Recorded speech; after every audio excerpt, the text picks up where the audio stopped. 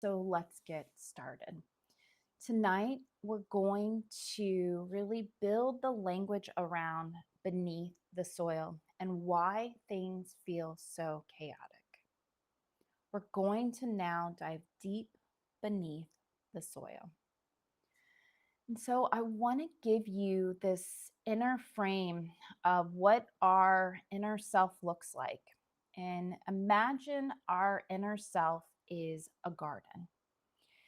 It's not a productivity chart. It's not a personality test. And it's not a list of flaws or checks. It's a garden. And gardens have layers. And at the surface, the garden has what we see, the habits, the productivity, lots of external validators, our tone, our achievements. It has our avoidant tendencies, our procrastination, that doom scrolling, and our overworking. Its surface is behavior, but behavior is not a root. And when we try to fix behavior without understanding what's underneath, we exhaust ourselves. And so the first thing I want to do is just go through the various layers of what's beneath the soil. And I start with understanding that there's no hierarchy here. There's no utopia on earth. There's not. So, what we want to do is be sure that we understand it doesn't matter where you are, it matters that you are present and let life present. Because when we are in the bedrock, and we're going to live there a lot of our lives, we live in the bedrock, especially us anxious high achievers. It's not about pulling ourselves up, because that's what we want to do. We want to pull ourselves up. And we're going to find that we're just grounding to narratives underneath the soil. But when we can hold a space for that, and that's what April's Cultivating Mental Blooms is going to be, is holding these various spaces underneath the soil. We realize that there's actually a lot that we can do there. And we're building agency and stability and foundation that is needed in order to stabilize the garden or the house or whatever we have that we're tending above the soil. But let's go right beneath the surface of the soil, and where safety starts to come into play, which means stress is on us. The brain does not know good, bad, or indifferent stress. It knows life or death. And when life or death comes up, we are now beneath the soil. No more nuances. We are all or nothing, success, failure. And in the soil is where our beliefs are. As performance comes in and it's met with perceived expectation, perceived reality, which is causing self-doubt. So if you've ever wondered as an entrepreneur or a leader or somebody who's wanting to crush goals, why do I have so much self-doubt? It's because you're in the quicksand of the mind. We expect you to. We literally expect you to. And these beliefs are our attachment patterns, our emotional memory, and our conditioning. So it's these things that we interact with when we are immediately met with having to perform, to do something. We're met with, well, what do people expect us to do? What should I and could I be doing in this moment? The what ifs. What if I do or don't do in this moment? The conditionings. When I did this, I got rewarded or I got punished. The emotional reactions around it. And then the conditioning, those consequences.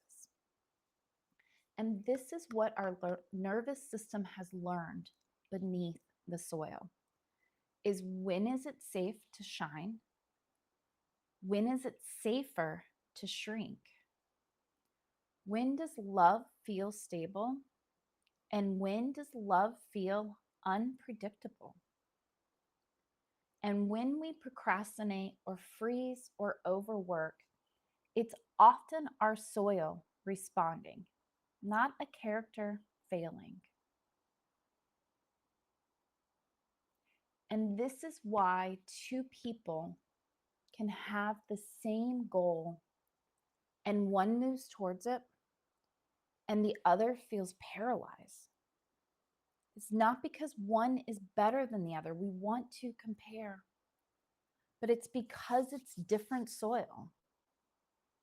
And I want you to really think about that.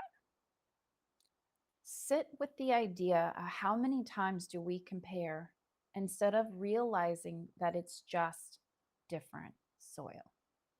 Think about it. Jot it down. Go to our comments and share.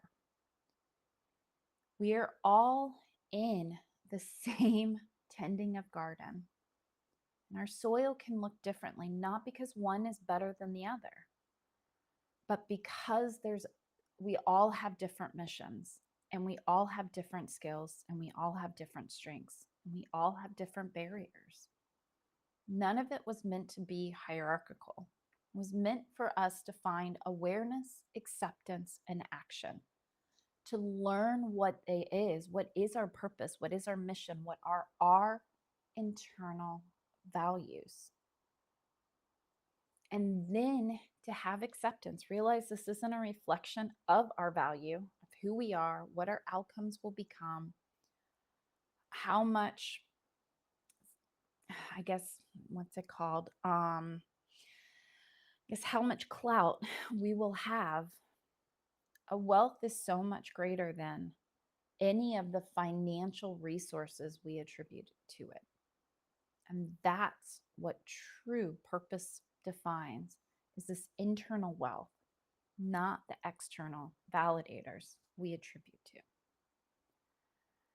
And as we try to seek perceived control, we start to get a little bit lower and further down in the soil.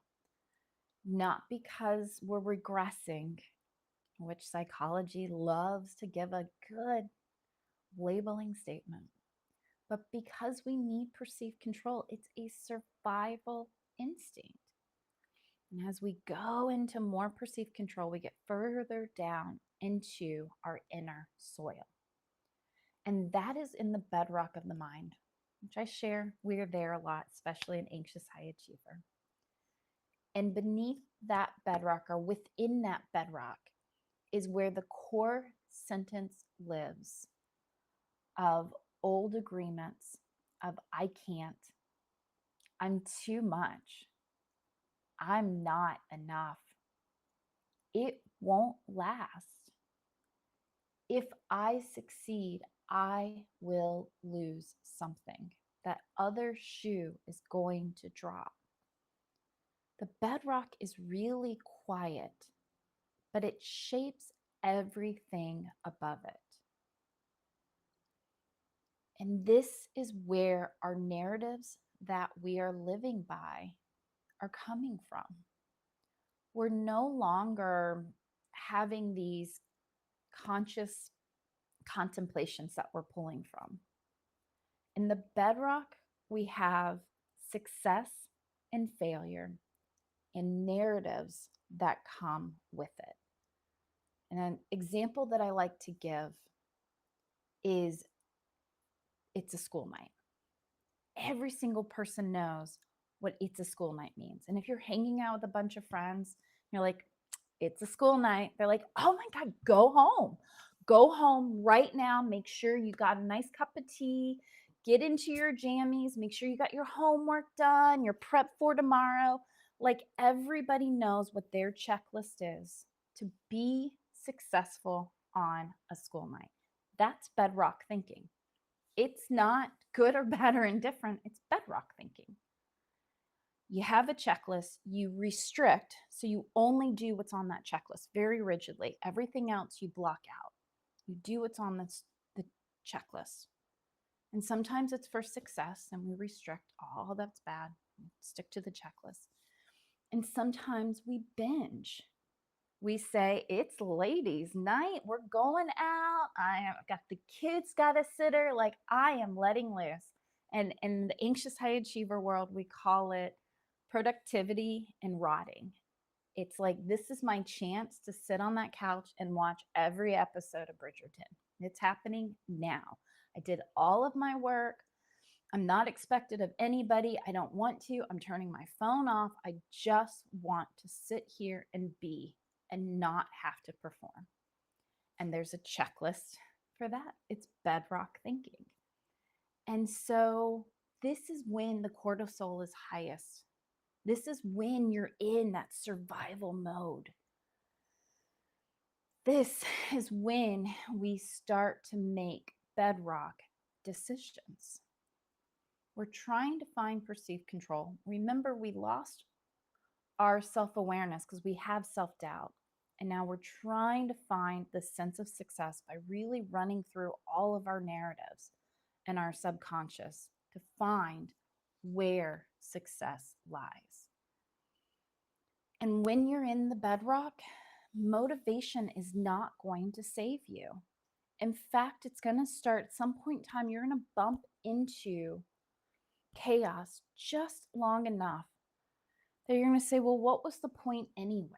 I knew I couldn't do this. You're going to hit external locus of control, and that's going to pull us into the tar pit of the mind. And that is why pushing harder will not work. Why micro steps that I talk about all the time are so crucial. Because in the bedrock, you can't push or pull yourself up. You've got to sit, build a little den. We're going to talk about that in April. So subscribe and stay tuned. You're going to want to learn more about how to build that den. Or you're going to get pulled into the tar pit of the mind. And the tar pit of the mind is not failure. It's not. It feels thick. It feels awful. It feels like uncontainment. It feels like helplessness and hopelessness, but it's not. And the more that we can be present with it, the more that we can build the frameworks we need, the containment that we need to truly mend all of the underneath. And now what we're doing is we're building structures underneath the soil. And that's going to hold up anything that's above the garden. We need to be here. It's not comfortable, but we can't rush through it. We've got to sit and be present with it and let life present to us with it. And so as we go into the tar pit of the mind, it's when we say sometimes when we live in the bedrock too long, we get pulled into what is this tar pit of the mind, where rumination, helplessness, hopelessness, and self-attack live. And the more that we fight it, the stickier it feels and the less contained it is. And it will start to seep to the soil. And at some point in time, when we're in the tar pit for a little too long, we will say, I am the tar pit. And we will isolate from people. Don't come near me. It's a big mess. You don't want to get into this. It's so sticky. You don't want to be a part of this. You don't need to be in this. And we'll start to get further and deeper into those feedback loops of the negative dynamic. And so the point of being in the tar pit is understanding and creating containers. And those containers will become the scaffolding that will pull us into and allow us to find a stability to then naturally get to the next level, which is the bedrock. And in that bedrock, we're going to build our den and nourish our roots. And as we've lived in our den in the bedrock and our safety and comfort of our home there, and we've nourished our roots, we naturally now want to start mending our soil. And as we mend that soil, then now we know the seeds we want to plant. Because here's the deal, you could be tending your garden and congratulations. I guarantee you're tending somebody else's garden. As in, they have planted those trees for you and you're tending it. You didn't plant the trees. You didn't make the decision of, I want this. I'm a native Floridian. I probably have a lot of orange trees in my garden. You know what? I do love oranges. Grapefruit, I could take one. I don't need like an orchard of grapefruit trees. I didn't choose what I got, it was there. But as I did this inner work, I realized the things that I love. I actually do love me some citrus, kind of crave citrus, especially fresh. Do not give me concentrate. The good Florida kid. I love it. But I also love my apple trees and my blueberry bushes and my strawberry plants. And they all get to be there because I get to choose, because I build the frameworks to now tend the garden that I wanted instead of just what was already there because it felt like it was successful. It was passed down from generations that this is what we do. And so when we're in the tar pit, we'll get to all that in the next couple of months on cultivating mental blooms. So subscribe, stay tuned. It's all coming out into fruition. We've got a lot to harvest here on neurohumanity. And so the containers that's going to create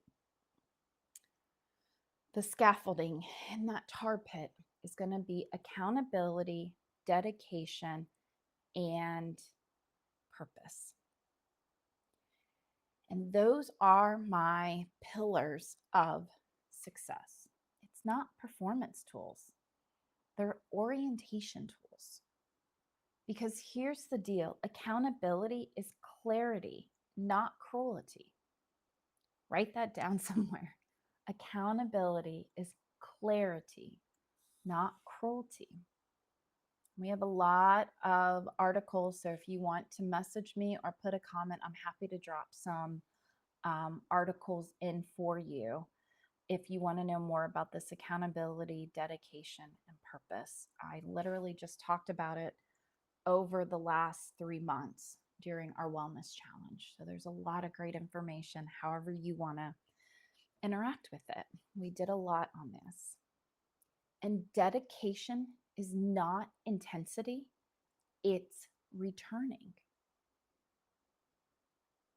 And so, what we want to ask ourselves with dedication is, can I stay present even when motivation leaves? And in accountability, we want to say, can I tell the truth of where I am without attacking myself? Can I be honest with myself? Can I be vulnerable with myself? Can I keep showing up because this is my internal value, not something I think I should and could be doing? And purpose is orientation, not outcome. Because can I choose direction from alignment, not fear? Can I put out my processes without connecting it to, it has to come up to something. I should and could be doing something with this. But can I put out a process because it reflects my inner value and what I want, what gives me joy? It gives me peace. And it's important to know where you are in your inner garden, not to judge it, not to hide from it, but to be truly present and let it present to you.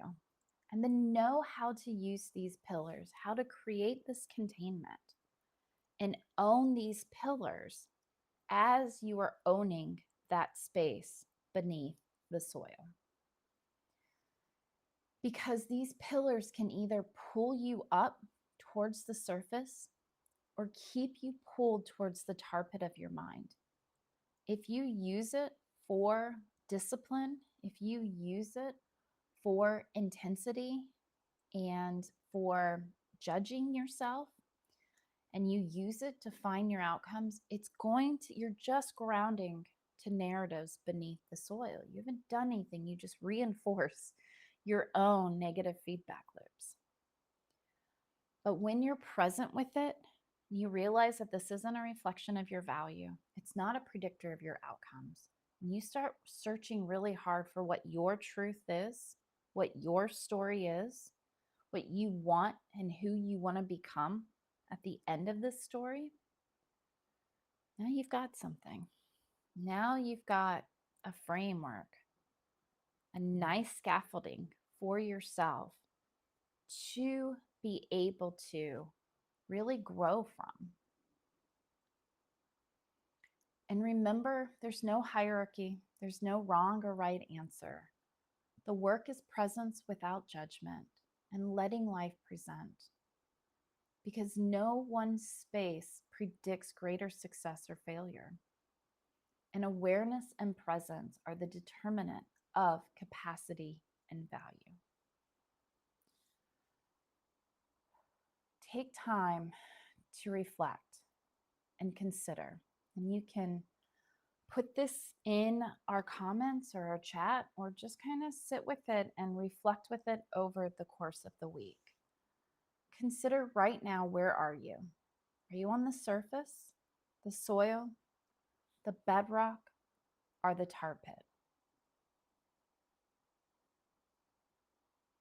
What is the language that you're using? And how does it feel in your body as you connect and hear surface, soil, bedrock, tar pit? There's a connection here, and people are picking up on this connection very quickly. They really appreciate the metaphor. And if it's not landing, that's okay. There's nothing wrong with it. There's no hierarchy. Sit with it, consider it. Read a couple of the articles about kind of the language you're using in each. It will help you to say, oh, yeah, I definitely use that language.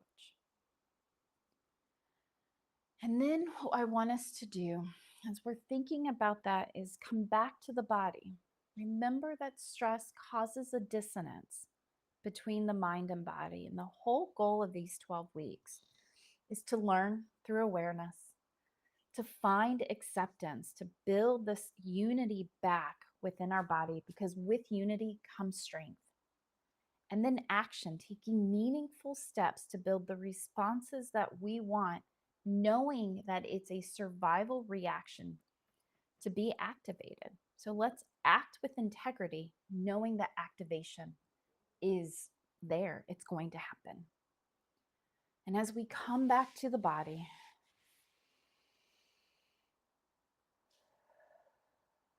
we take a couple of deep breaths. We press our feet into the floor. Feel it. Do your little kneading of the bread with your toes. And then name things. One thing that you can see. Just look around. I wish I could turn the camera around and you could see this amazing cloud coming over the water. And the sun is just right at the line. So you have this really white, it's like platinum white, just outlining the edge. And then it's almost like this thick wall that comes up. And then it's like God just did a couple of brush strokes for those cirrus clouds. So you have that big stratus cloud and then a couple cirrus clouds on top, little happy clouds, as Bob Ross would say, and birds flying across our wetland. And as you name that thing that you can see, keep taking a big breath in. 4 in, 8 out. You don't have to climb the surface tonight. You just have to know where you are. Be present. Let life present. And that awareness alone, it's movement. Sometimes we are aware. Sometimes we are accepting. And sometimes we take action. Only like 33% of the time, we're taking action. So don't feel like you have to move through these doorways. Sit with the discomfort. That's where the growth is. Next week, we're going to talk about identifying your specific bedrock and how to build that den. So subscribe, stay tuned, and learn more about what lives beneath the soil. what narratives we're using right now for an idea of success that creates perceived control, and how we can let go of these narratives, these sentences underneath the resistance in our lives, and allow us to tend our own garden, not because it's better or hierarchical, but because it's present and it's real. And be able to find that sense of presence and purpose that's truly ours. Until then, just notice your garden. No fixing, no forcing. You're just in a place of awareness, of learning. So slow down, reset, and I'll see you next Tuesday at 7. This week is all about awareness. I'm going to give you the 5-minute reset that Emma did because it's a great way to come back to the body and find that awareness. It's not about even 5 minutes. You can do and start with 30 seconds. You're doing a lot. Give yourself that space, small increments of space. And we'll come back next week. I'm Jennifer Evans with Empowering Wellness Counseling Solutions. I have this neurohumanity framework that really pulls all of this together, understanding that in survival, we will be activated. And so together, we will build the responses to be able to respond the way that we want to and not have the reactions that give ourselves judgment and shame. Jennifer Evans, Empowering Wellness Counseling Solutions. Thank you so much.